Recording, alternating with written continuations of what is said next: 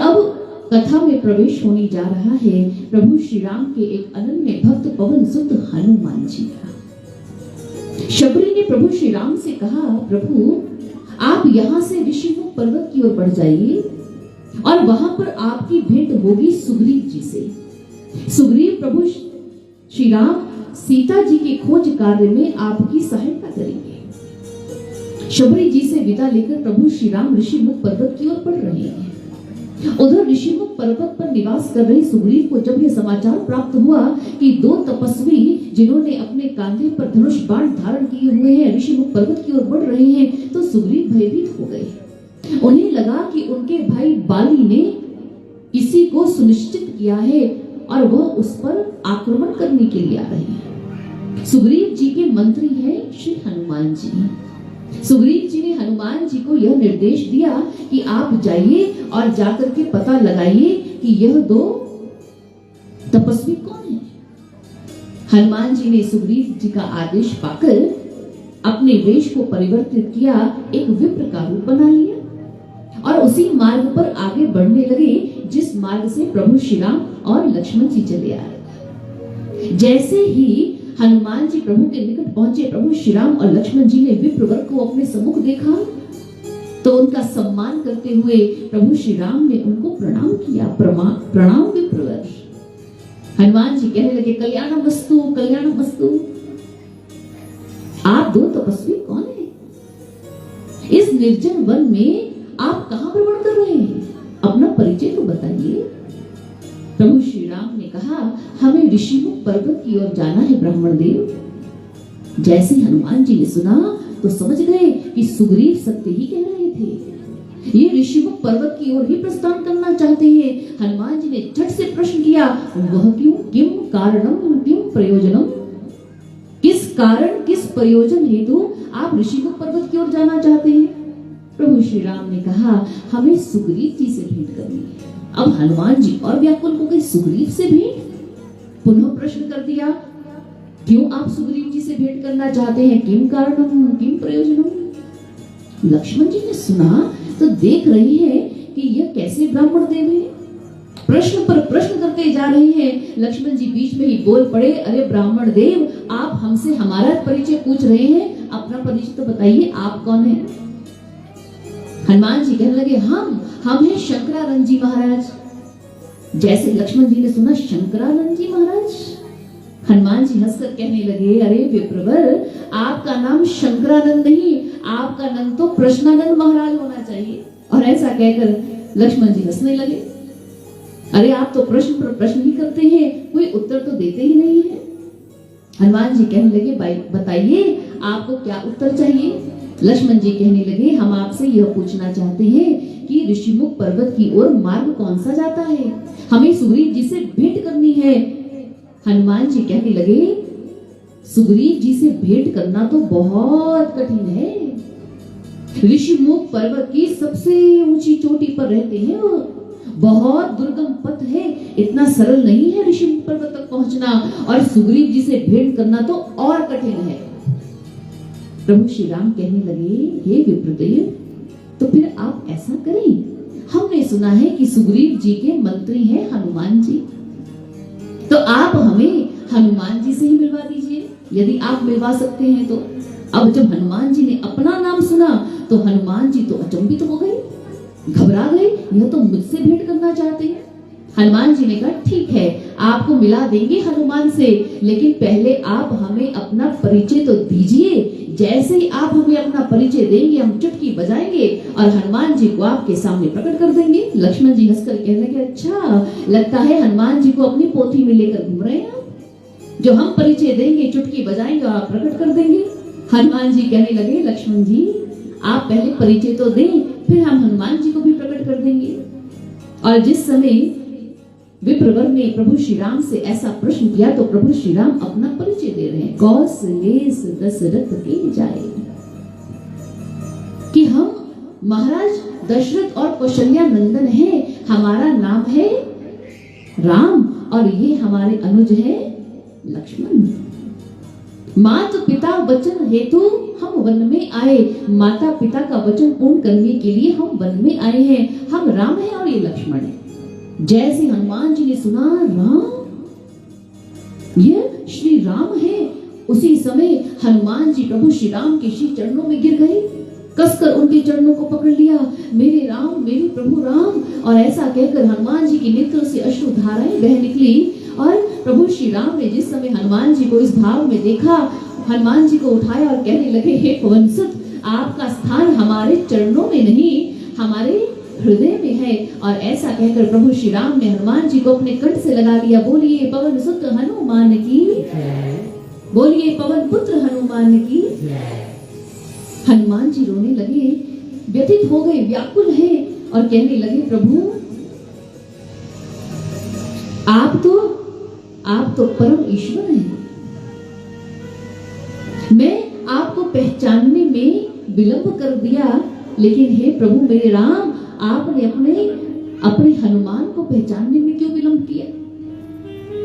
आप तो प्रभु हैं। जीव से भले ही यह अपराध हो जाए, उसके जीवन में यह दोष प्रकट हो जाए कि वह अपने सम्मुख खड़े भगवान को पहचान ना पाए, लेकिन हे प्रभु, हे राघवेंद्र, हे श्री राम, हे रघुवीर, आप तो परम ज्ञानी सर्व अंतर्यामी हैं। आपने अपने हनुमान को पहचानने में इतना विलंब क्यों कर दिया? हनुमान को कंठ से लगाने में इतना विलंब क्यों प्रभु? प्रभु श्री राम कहने लगे, अरे पवनसुत, इसमें भी दोष आपका ही है।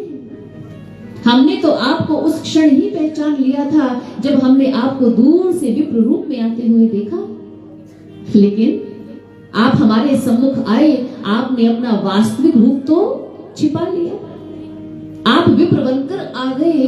आप सम्मुख समर्पण भाव नहीं, आप तो संस्कृत संभाषण करने लगे, अपनी दिव्यता का प्रसार प्रकट करने लगे, प्रचार करने लगे।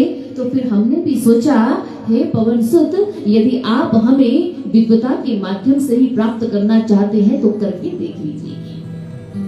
हम विद्वता से प्राप्त नहीं होते, हम तो समर्पण और भाव से प्राप्त होते हैं। और वैसे भी आपने तो अपने वास्तविक रूप को भी छिपा लिया था। हमें छल नहीं पसंद, हमें कपट भाता नहीं है हनुमान।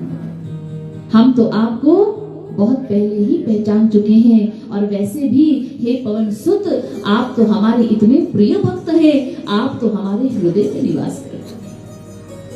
प्रभु की ऐसी बात को सुना हनुमान जी पुनः श्री राम चरणों में गिर गए और पुनः प्रभु श्री राम के चरणों में बैठकर, उनके चरणों में बैठकर हनुमान जी प्रार्थना करने लगे, हे राघवेंद्र, हे प्रभु, मुझे क्षमा कर दीजिए।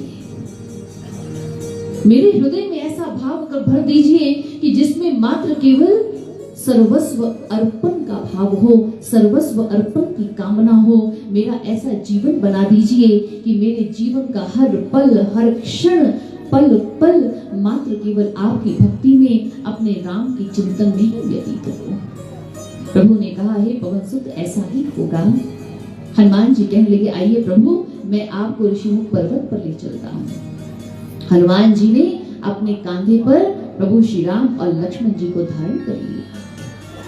ऐसे भक्त कहां कहां जग में ऐसे भगवान, कांधे पर दो वीर बिठाए चले वीर हनुमान। हनुमान जी ने आज प्रभु को अपने कांधे पर धारण किया।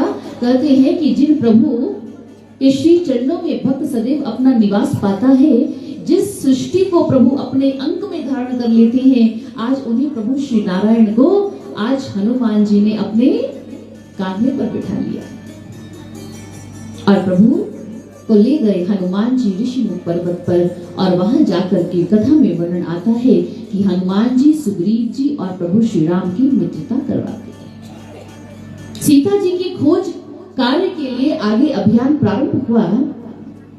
कथा में वर्णन है कि प्रभु श्री राम ने सुग्रीव को अजय अभय बना दिया, निर्भय बना दिया। कैसे? सुग्रीव अपने भाई बाली के आतंक से पीड़ित है। बाली सुग्रीव के प्राणों का प्यासा है, उसका वध करना चाहता है, उसे कष्ट पहुंचाना चाहता है। लेकिन आज जिस समय सुग्रीव जी प्रभु श्री राम की शरणागत हुए, तो प्रभु श्री राम ने सुग्रीव के जीवन से वो भय मिटा दिया। प्रभु श्री राम बाली का उद्धार कर देते हैं और सुग्रीव को किष्किंधा का राज्य कार्यभार सौंप देते हैं। आगे कथा में वर्णन आ रहा है। किष्किंधा कांड से आगे बढ़ते हुए गोस्वामी तुलसीदास जी प्रवेश कर रहे हैं सुंदरकांड। बहुत सुंदर प्रसंग है। हनुमान जी जो युक्ति मुक्ति भक्ति के साधन हैं, जो एक निष्ठा समर्पण प्रेम भक्ति के पर्याय हैं, वो हनुमान जी की अब वह पावन कथा इस सुंदरकांड में वर्णित हो रही है।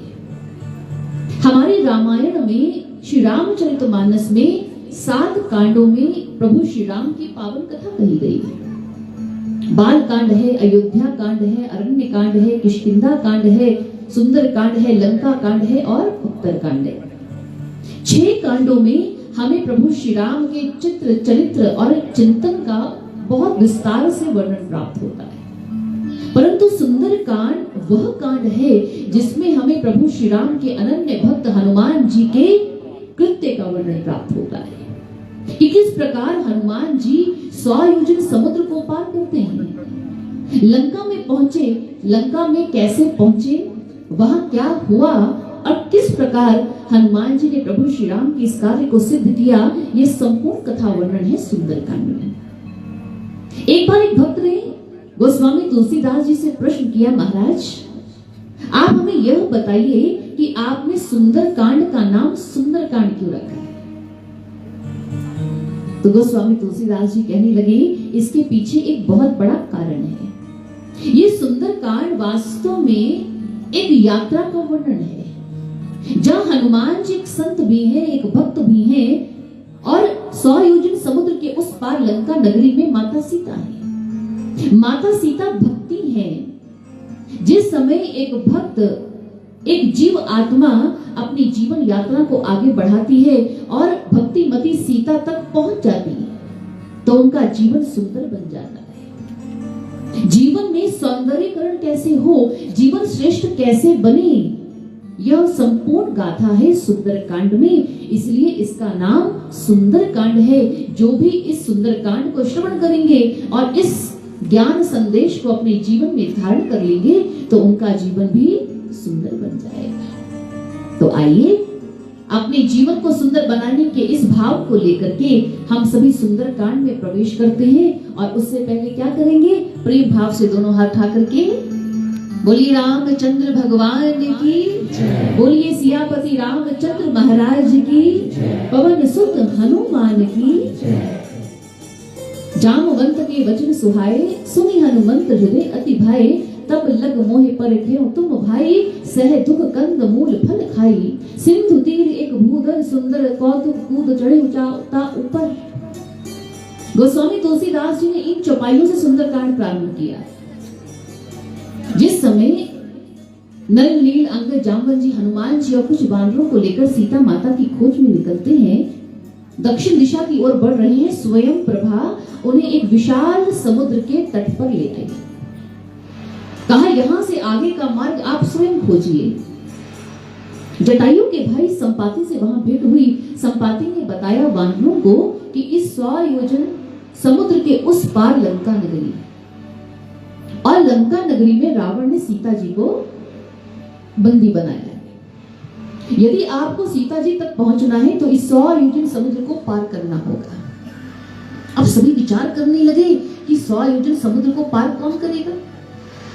कोई वानर कहता है मैं 10 योजन तक जा सकता हूं, कोई कहता है मुझ में इतना सामर्थ्य है कि सिर्फ 20 योजन, अंगद कहते हैं 50 योजन, कोई कहता है चला तो जाऊं वापस आने में भय है।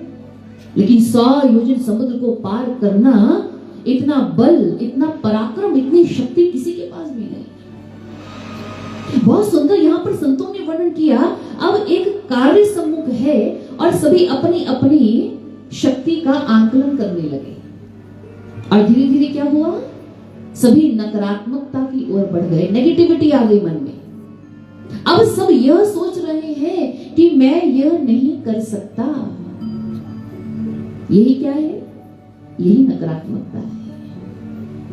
महापुरुष कहते हैं कि अपने जीवन में आप सदैव पॉजिटिव रहिए, आप सदैव सकारात्मक रहिए।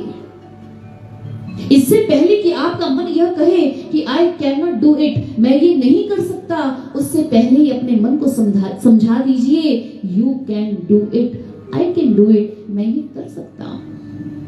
और यदि ऐसा भाव आपके मन में होगा तो ऐसा कोई भी काम नहीं है, ऐसा कोई भी कार्य नहीं है जो आप कर नहीं सकते।